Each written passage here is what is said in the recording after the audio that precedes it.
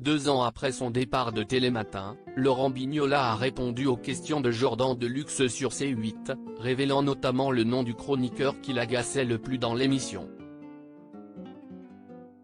Le 2 juillet 2021, sur le plateau de Télématin, Laurent Bignola officialisait son départ de l'émission, lui qui avait remplacé William Lémergie au pied levé.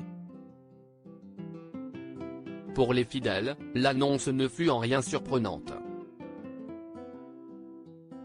Depuis plusieurs mois, les tensions avaient explosé au sein de l'équipe de l'émission, au point que certains n'ont pas mâché leurs mots dans les médias, critiquant le comportement de l'animateur.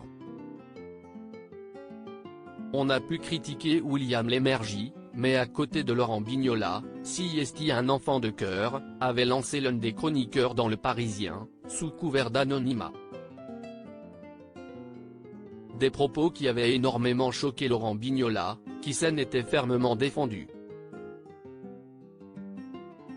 Dans la tourmente, l'animateur de 61 ans avait néanmoins pu compter sur quelques rares soutiens, notamment celui de Frédéric Zetoun, qui n'avait pas tari d'éloges sur lui dans l'émission Good Morning Weekend sur Non-Stop People.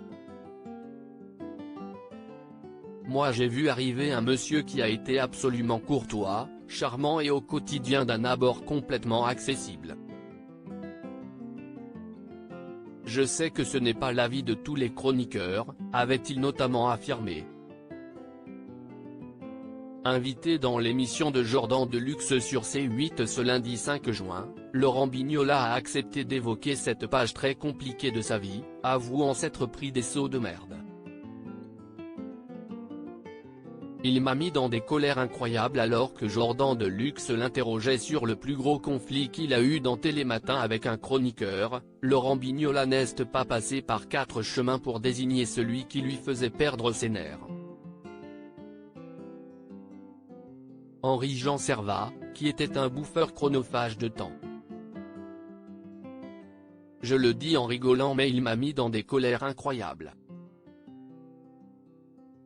Il prenait du temps, il bouffait le temps des autres, il n'avait rien à faire, sur des sujets qu'il choisissait sans écouter. On ne pouvait pas lui faire choisir un sujet, on ne pouvait pas lui demander de traiter un sujet, il imposait, a-t-il expliqué. Puis d'ajouter, il avait 2 minutes de plateau, il en prenait 4, on ne pouvait plus l'arrêter.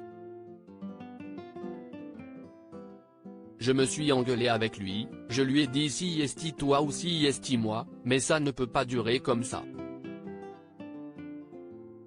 Je lui disais, tu te rends pas compte, si esti les chroniques des autres qui disparaissent. Il faut respecter les gens, tes collègues, tes confrères, qui sont soi-disant tes amis.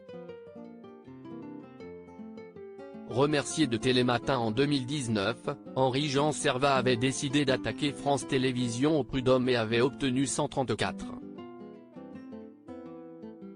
000 € d'indemnité.